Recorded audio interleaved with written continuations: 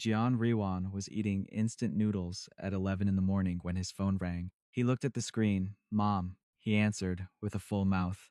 Riwan, I need you to be free this Saturday. He swallowed fast. Why? I set up a meeting for you. His name is Park Ji-hoon. He is 24, works in finance, and his mother and I met at the community center last week. She said all of this without pausing once. Like she had rehearsed it. She probably had. Riwan set down his chopsticks. Mom, I am not going on a blind date. It is not a blind date, it is a meeting. That is just a blind date with better words. She made a sharp sound. Riwan, you are 23 years old. You live alone. You eat noodles at 11 in the morning. You need to meet people. I meet people. I met the delivery guy this morning. That is not what I mean. She paused. This Saturday, noon. The cafe near your apartment. Please just go. If you do not like him, you never have to see him again. He wanted to say no. He was very good at saying no. He said no to his boss when he asked for overtime. He said no to his neighbor who kept asking to borrow his vacuum. But with his mother, the word just disappeared somewhere between his brain and his mouth. Fine, he said. He regretted it the moment the call ended. Riwan sat there staring at his noodles, which were now sad and swollen. He did not want to go on a blind date, not because he was shy, not because he was not interested in meeting someone. He just did not want to sit across from a stranger and perform the version of himself that was acceptable and interesting and dateable. It was exhausting. He picked up his phone again and called Han Seoha. Seoha picked up on the second ring. What? Good morning to you too. It is almost noon. Okay, good, almost noon. Riwan leaned back on his couch. I need your help. If it involves moving furniture, I am busy. No furniture. I just need you to be my boyfriend. There was a pause. Not a long one. Maybe 3 seconds. Okay, Sioha said. Riwan blinked. That was fast. You said no furniture. It seems like a good deal. Do you not want to know the details first? Sure. Tell me the details. Riwan explained the whole thing. His mother, the blind date, the Saturday noon cafe meeting. He explained that he just needed Sioha to show up, say they were already dating, and make it look convincing enough that his mother would call it off. It was a simple plan. Very clean. No complications. Sioha listened to all of it. Then he said, So I just need to show up and act like your boyfriend? Yes, exactly. I can do that. You are not going to ask me any questions? Like, how long have we supposedly been dating, or what our story is? We have been best friends for 5 years, Sioha said. I think I can make up a convincing story. Riwan let out a slow breath. You are very calm about this. One of us has to be. That was fair. Riwan was already not calm. He was a little bit spiraling, actually. Not because the plan was bad. The plan was fine. He was spiraling because Han Sioha had agreed so quickly, so easily, and there was something about that easiness that made a small, strange feeling sit in Riwan's chest. He had known Seoha for 5 years. They met in university, in a shared class, about modern literature that neither of them cared about. They became friends because they both used to sit in the back and pass notes complaining about the professor. After university, they stayed close. They lived 10 minutes apart. They ate dinner together 3 or 4 times a week. They knew each other's coffee orders and grocery habits and the exact tone of voice the other person used when they were about to cry, but did not want to admit it. Riwan knew Sioha very well, but he could not explain why the word okay from Sioha's mouth made his heart do something slightly strange. Saturday noon, Riwan said. The small cafe on Hongkong Road. I know it, Sioha said. The one with the terrible matcha. That is the one. I will be there. Another pause, Riwan. Yeah? You owe me dinner after this. Riwan almost smiled. Deal. He hung up. He looked at his noodles again. They were completely ruined now. But somehow he did not feel as awful as he had 5 minutes ago. The plan was in motion. It was going to be fine. It was going to be completely fine. He believed that, right up until Saturday came. Riwan arrived at the cafe 12 minutes early, which he immediately regretted, because it gave him 12 extra minutes to be nervous. He found a table near the window. He ordered water. He stared at the door. He checked his phone. Sioha had not texted. That was fine. Sioha never texted before arrivals. He was the kind of person who just appeared when he said he would, without warning or announcement. Riwan's mother had texted, though, 3 times. Be polite. Smile properly. Do not make that face you make when you are bored. Park Ji-hoon is a little quiet, so you might need to lead the conversation. Also, I told his mother you enjoy hiking. Please just go with it. Riwan typed back, I do not enjoy hiking. She replied, You do now. He set his phone face down on the table. The door opened at exactly noon, not Park Ji-hoon, Han Seoha. Seoha walked in wearing a light blue shirt that was slightly wrinkled in the way his shirts always were, because he ironed them once and then forgot.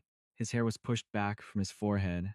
He looked around the cafe, found Riwan, and walked over without rushing. He sat down across from Riwan. You look like you are about to take an exam. I feel like I am about to take an exam. Relax. Seoha poured himself some of Riwan's water without asking. It is just a conversation. If your mother shows up, we act like a couple. If she does not, we just have coffee. She is not coming herself. She is sending the guy, Park Ji-hoon. He is supposed to be here at 12:15. Seoha nodded slowly. Okay, so we have 15 minutes. Tell me our story. Our story? When did we start dating? How did it happen? If Ji-hoon asks, or if he reports back to your mother, we need matching answers. Riwan had not thought about this part in detail. He had just assumed they would wing it. But Seoha was right. They needed a story. Okay, Riwan said, thinking fast. 3 months ago. You told me first that you liked me. Seoha raised one eyebrow. I confess first? You are braver than me. Something moved across Seoha's face. It was quick, and Riwan could not read it. Fine, Seoha said. I confessed. And then what? And then I said yes, and we started dating. Simple. Simple, Seoha repeated. He was looking at Riwan in a way that felt slightly heavier than usual. What about skinship? If he sees us together, we need to look like a real couple, not two guys sitting awkwardly across from each other. What do you suggest? Seoha slid his chair around to sit beside Riwan instead of across from him. He was close. Close enough that Riwan could smell the familiar scent of his soap. This is more natural, Seoha said quietly. Riwan's throat felt a little dry. Yeah. The door opened again. A guy walked in. He was tall, well dressed, looking around with polite uncertainty. Riwan saw him check his phone, then look up. Their eyes met for 1 second. That was Park Ji-hoon. Riwan panicked, not loudly, internally and very fast. He turned to Seoha, grabbed his arm, and said in a very low voice, He is here. He just saw me. Do something. And Seoha did something. He turned, cupped Riwan's face in one hand, and kissed him. It lasted maybe 4 seconds. Soft, warm, completely steady. Like Seoha had done this 100 times before. Then Seoha pulled back, calm as anything, and looked over at Park Ji-hoon, who had seen the whole thing and was now slowly backing toward the door, with an expression of polite discomfort. Ji-hoon gave a small wave. Then he left. Riwan sat completely still. His face was still warm from Seoha's hand. His lips felt strange, not bad, just strange, like something had shifted quietly, and he had not gotten a warning before it happened. He turned to look at Seoha. Seoha was looking at the menu. He left, Seoha said casually. Problem solved. Do you want the matcha or the Americano? You kissed me, Riwan said. Yes, that was. You just kissed me. You said do something. Seoha finally looked at him. His expression was calm, but his eyes held something that Riwan did not have a word for yet. Was that okay? Riwan wanted to say something sharp and funny, something that would make it feel normal again. He searched for the words and found nothing useful. Yeah, he finally said. It worked. Good. Seoha turned back to the menu. I am getting the Americano. The matcha really is terrible here. Riwan looked at his hands on the table. He kissed me too easily, Riwan thought. That was the thought that stuck. Not that it happened, not that it was fake, but that Seoha had kissed him with no hesitation, no awkwardness, no build-up, like it was something he already knew how to do, like it was something he had thought about doing. Or maybe Riwan was just imagining things. He picked up the menu. He stared at the words without reading them. He was definitely imagining things. The problem with having a mutual friend group was that nothing stayed private for long. Riwan found this out on Monday morning when he woke up to 47 messages in the group chat. The chat was called The Four Idiots, which their friend Choi Bomi had named 3 years ago, and no one had changed since, because changing a group chat name required energy. He scrolled up to find the beginning. It started with a message from their other friend, Lee Junho, at 2 in the morning. Junho. Okay, so I heard something interesting. Bomi, at 2 a.m., this better be good. Junho. Apparently, someone saw Seoa kissing Riwon at a cafe on Saturday. Bomi. Excuse me. Junho, my cousin works near that cafe. He texted me. Bomi, so Seoha and Riwon are Seoha and are Riwon. Junho. Yes. Bomi, I am going to explode. It went on from there. 43 more messages of Bomi exploding and Junho feeding her information and theories, all while Riwon was asleep and unaware that his fake relationship was already public within his friend group. He stared at his phone for a long time. Then he called Seoha. Did you see the group chat? Riwon said the moment Seoha picked up. Yes. Junho's cousin saw us. Yes, Seoha. Bomi is going to call us in about 10 minutes, and she's going to ask questions. Probably. Are you not worried? There was a short pause. About what part? About, I do not know, all of it. We kissed in a cafe and now the whole friend group thinks we are dating and… Is that a problem? Seoha asked. His voice was still even. Always even. Riwon sometimes wanted to shake him just to see if anything would come loose. It complicates things, Riwon said. Does it? Your mother wanted you to date someone. She will hear you are already taken. She stopped setting up blind dates. That was the goal. Yes, but now Bomi knows, and when Bomi knows something, everyone knows. She will tell the whole world. Then I guess we have to be a convincing couple for a while, Soha said. Simply, calmly, like he was talking about changing a TV channel. Riwan pressed his fingers against his eyes. How long is a while? Until your mother stops trying to set you up. A month? Maybe two. 2 months of pretending to date you. Is that so terrible? There was something slightly different in Seoha's voice now. Something quiet. 2 months. We already spend most of our time together anyway. Not much would change. That was true, and somehow that made it worse. Because if not much would change, then why was Riwan's heart beating a little faster than normal? Bomi called at exactly the 10-minute mark as predicted. Riwan answered. When did this happen? She shouted. Good morning, Bomi. Do not good morning me, you and Seoha? Why did you not tell us? Riwan had not prepared a detailed script for this conversation. He made it up as he went, which was not his strength. He said they had been quiet about it because they wanted to be sure first. He said it started about 3 months ago. He repeated the story he and Seoha had invented at the cafe. Bomi believed every word. I knew it, she said triumphantly. I told Junho last year that you two looked at each other weird. Riwan's hand tightened on the phone. Weird how? Like you were paying more attention to each other than to anyone else in the room. I just assumed you were both oblivious. We were not looking at each other weird. Riwon, you once spent 40 minutes describing the way Seoha laughs. To me, unprompted. He did not remember doing that. He had probably done that. That is just… He has a distinctive laugh. He laughs like a tired seal and you think it is charming. That is called having feelings. Riwan was going to need a second cup of coffee for this conversation. Bomi, I am happy for you, she said, her voice flipping from dramatic to sincere, actually genuinely happy. Seoha is a good person, and you deserve someone who already knows all your weird habits and likes you anyway. Riwan sat with that for a moment after the call ended. He went to his messages and opened his thread with Seoha. Riwan, she believed it.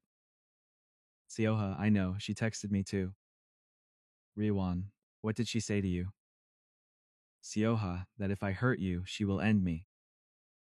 Riwan, that is very her. Seoha, I told her I had no plans to hurt you. Riwan stared at that last message for longer than he needed to. Riwan, good. He put his phone down. He looked at the ceiling. He thought about what Bomi said, that he spent 40 minutes describing the way Seoha laughs. He tried to remember if that was true, and could not find a memory where it was clearly false. He got up and made coffee. He needed to stop thinking about this before it became a problem. It was probably already a problem. Riwan's mother called on Tuesday afternoon with a tone in her voice that meant she had already heard something. Riwan, she said. I got a very strange call from Jihoon's mother. He braced himself. Oh? She said Jihoon went to the cafe Saturday and saw you there with someone, a young man. She paused. Kissing you. He needed to sound calm. He was not calm. Mom, is there something you want to tell me? Here it was. The moment. Riwan took one breath and said, I have been seeing someone for about 3 months. His name is Han Seoha. You have actually heard me talk about him before. He is my best friend. Silence. He waited. It stretched. He counted 5 seconds. Then 10. Han Seoha, his mother said slowly. The one who fixed your leaking faucets last winter. Yes. The one you had dinner with almost every week for 3 years? Yes. Another pause. So this is why you never seemed interested in anyone I suggested. He had not thought of that angle. Yes. She made a sound that was somewhere between surprised and unsurprised. Then she said something he was not ready for. Bring him to dinner on Friday. What? Dinner, Friday. Here, you can both come. I want to meet him properly. Before Riwan could respond, she added, I always liked him, you know, from what you told me. He sounds steady. She hung up before he could process the situation. Riwan called Sioha. We have to go to my mother's house for dinner on Friday. Silence, then. Ah, I know. That is a lot, yes. I will be there, Sioha said. What does your mother like? I should bring something. She likes peaches. Seoha, are you sure? It is her house. She is going to ask real questions. I have met your mother before. As my friend. Not as the word got stuck for a second, my boyfriend. I know, Seoha said quietly. It is okay. We should probably also practice a little. Practice. Being a couple, before Friday. So it looks natural. Riwan slowly sat down on his couch. And how do you suggest we practice? Come over tomorrow evening. We can have dinner and just be normal. But more. More. Sit closer. Small things. Sioha paused. You are overthinking the word. I am not overthinking it. You are. I can tell by the pace of your breathing. Riwan made a frustrated sound. You cannot hear my breathing over the phone. I know you, Sioha said. That is good enough. He came over Wednesday evening. Sioha had already cooked, which was not unusual. He cooked often. He was better at it than Riwan, who could manage about 4 dishes without burning anything. But that evening felt different. Riwan could not explain why. The food was the same, the apartment was the same, Sioha was the same, moving around the kitchen in his usual, unhurried way, setting out plates without looking at what he was doing, because he had done it 1,000 times. It was the same. But Riwan was watching it differently. After dinner, they sat on the couch, and Seoha, without announcement, just put his arm around Riwan's shoulders. Riwan froze. Relax, Seoha murmured. We are practicing, I know. Riwan tried to relax. It took a moment. Then slowly, the tension left his shoulders and he leaned back, and Seoha's arm stayed where it was, warm and heavy and steady. They watched a show on Seoha's TV. Riwan did not remember what it was about later. He remembered the weight of Seoha's arm. He remembered that Sioha smelled like dish soap and something warmer underneath. He remembered that he felt, sitting there, a kind of quiet that he usually only felt when he was alone. That was strange, right? Feeling peaceful with someone else there? Or maybe it was not strange. Maybe it just meant he was comfortable with Seoha. They had been friends for 5 years. Of course he was comfortable. At some point, Seoha looked down at him. Riwan felt it before he saw it.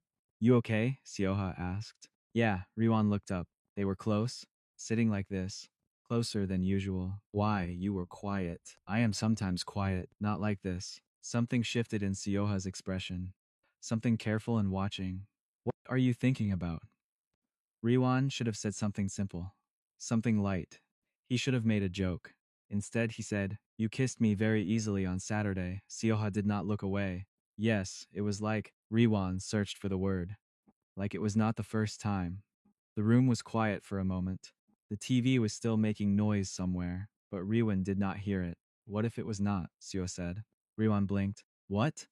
But Sioha was already looking at the TV again. Never mind. Your mother is going to love the peaches, I think. And just like that, the moment was gone, or buried, or maybe hidden. Riwan sat with that sentence for the rest of the evening and could not make it mean anything small enough to be comfortable. What if it was not? He went home at 11. He lay in his bed. He stared at the ceiling. He thought, I am in trouble. Friday arrived the way terrible things often do, too quickly and without any kindness.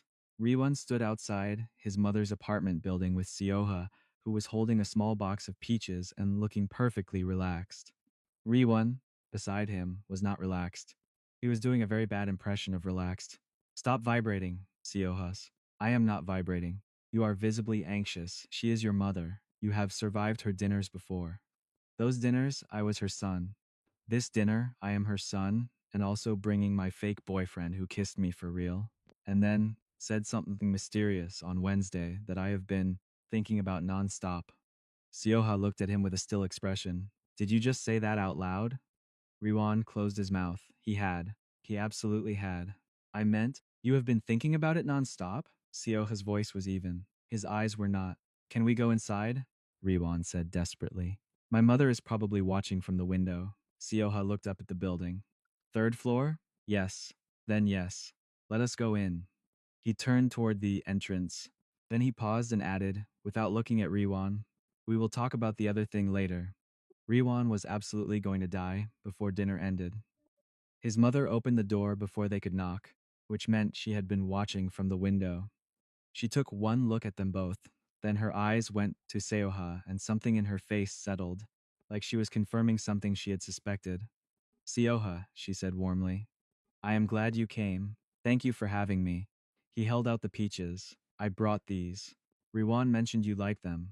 She took the box with obvious pleasure. Come in, come in. Dinner was lamb stew with rice, which Riwan's mother made for guests she wanted to impress. He noticed that. He was not sure how he felt about it. They sat at the table. His mother asked Sioha questions, real ones, careful ones. How was his work going? Did he have family in the city? What were his plans for the next few years? Sioha answered everything without hesitation, without looking to Riwan for help. And then she asked, when did you know? Sioha looked at her. When did I know what? That you liked my son. Riwan went very still. Sioha set down his spoon.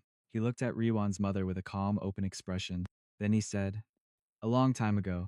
The table was quiet. How long? She pressed. Sioha's jaw moved slightly. Then he said, probably the first year we were friends, but I did not do anything about it for a long time. Riwan could not breathe.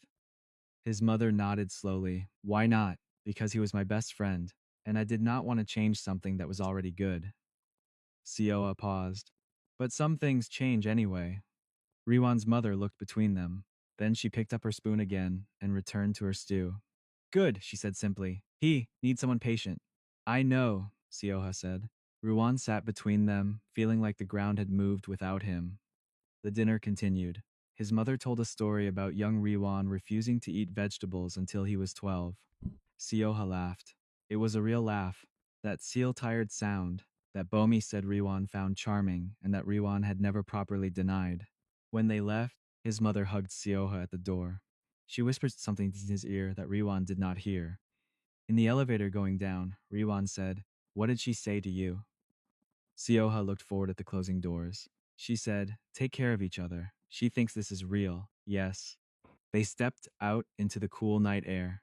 They walked in the direction of the bus stop without deciding to. They had walked this route many times. It was automatic. After a block, Riwan said quietly a long time ago. That is what you said. Sioha did not answer immediately. Sioha, yes. Sioha said. His voice was very quiet. That was true. It was not just something you said for her? No. Riwan stopped walking. Sioha stopped 2 steps ahead of him. He turned around. They stood on the quiet street, lamplight between them, and Riwan looked at his best friend and felt the full weight of the last 5 years rearranging itself. You should have told me, Riwan said. I know. All that time. I know. Sioha's voice was steady, but his eyes showed the effort of keeping it that way. I was afraid. You were the most important person in my life, and I did not want to lose that. So I waited. For what? Sioha looked at him. For you to catch up. Riwan did not respond the way he should have. He should have said something good. Something warm. But instead he said, you had no right to decide that for me. And he walked to the bus stop and left Sioha standing there on the street. He was angry. He was not sure at what exactly. At Sioha for keeping it secret, at himself for not knowing, at the 5 years that passed while he had no idea. They did not speak for 3 days. 3 days was a long time when someone had been a part of your daily life for 5 years. Riwan noticed the silence the way you notice a sound that suddenly stops. The absence was loud. Junho texted him on the second day. Did you and Sioha fight? He looks like a sad plant. Riwan did not reply. Bomi texted on the third day. Whatever happened, you should probably fix it. Also, I am not getting involved. I am a neutral zone. I am Switzerland. She was not Switzerland. She had opinions about everything. But Riwan appreciated the pretense. He sat in his apartment on the third night and thought about what Sioha had said, that he had waited, that he was afraid, that he did not want to change something already good. Riwan thought about the 5 years, the dinners, the late nights, the borrowed umbrella that Sioha never asked back for, the time Riwan got sick in his third year of work, and Sioha showed up with medicine and stayed the whole weekend without being asked. He thought, who does that for someone they are just friends with? He thought, who did I think that was? And then, much slower, what did I think it was? He could not answer the last question quickly. He had to sit with it for a long time. When he tried to imagine his life without Sioha, it came up blank. Not painful exactly, just empty. Like a room with all the furniture removed. Still a room, but not a place anyone would want to stay. He picked up his phone and called. Sioha answered after 4 rings. He sounded like he had not been sleeping well. I should not have said you had no right, Riwan said without preamble. You had every right to protect yourself. I was angry, and I took it out on you. Silence on the other end. And I am sorry for walking away, Riwan added, more silence. Then, you were allowed to be angry, maybe. But you told me something real, and I responded badly. Sioha let out a slow breath. I should have told you earlier. I know that. I kept thinking. Later. Next month. When things are easier. And then years passed. You were afraid, Riwan said. Yes, of losing me. Yes. Riwan closed his eyes. Sioha, you could not have lost me. Even if he stopped. He found the words. Even if my answer was no. You could not have lost me. I would not have allowed it. Another pause. Longer this time. When Sioha spoke again, his voice was slightly rough. You are very annoying, you know that? Riwan let out a breath that was almost a laugh. People keep telling me.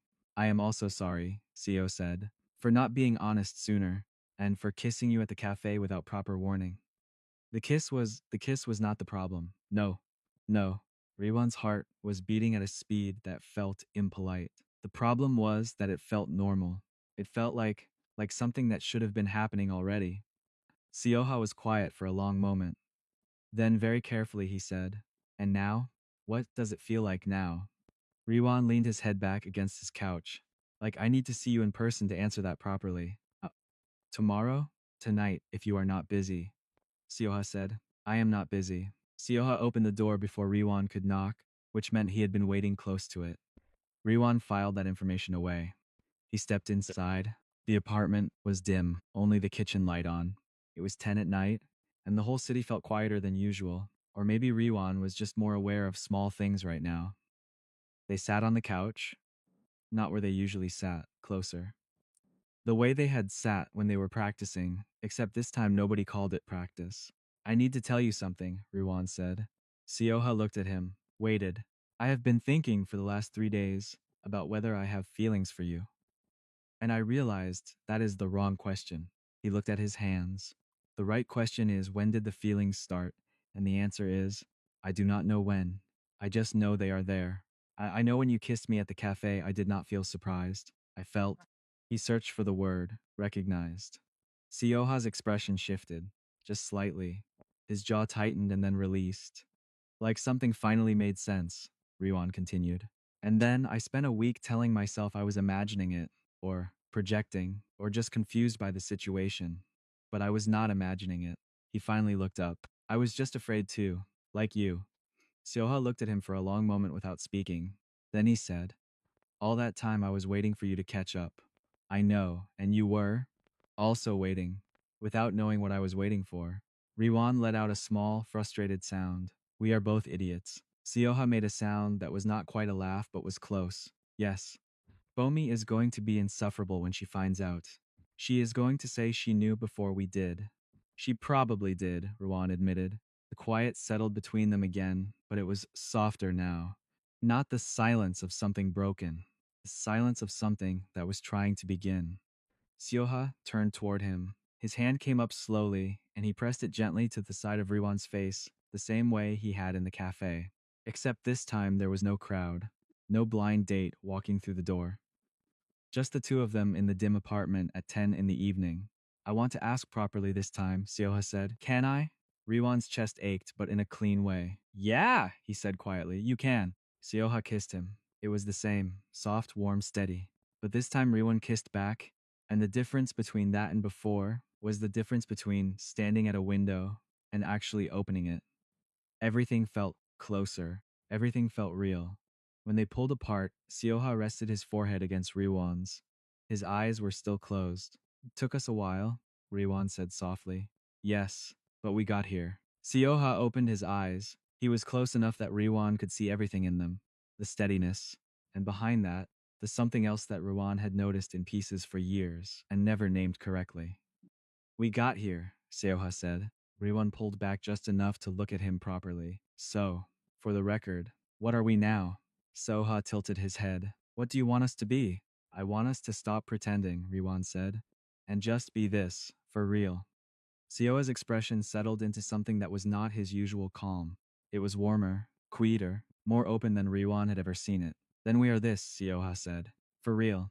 Riwan leaned back against the couch and Sioha put his arm around him, the same way he had during practice. Except now neither of them called it anything except what it was. Riwan's phone buzzed. He checked it. Bomi. Junho just told me he saw Seoha waiting by his door like a golden retriever. What is happening? Someone text me. Ruan showed it to Seoha. Seoha looked at it, then he said, Should we tell her? Not tonight, Ruan said. Tonight is just for us.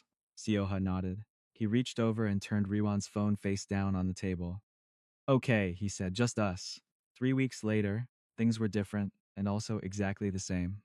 Riwan still came over for dinner, 3 or 4 times a week. Sioha still cooked.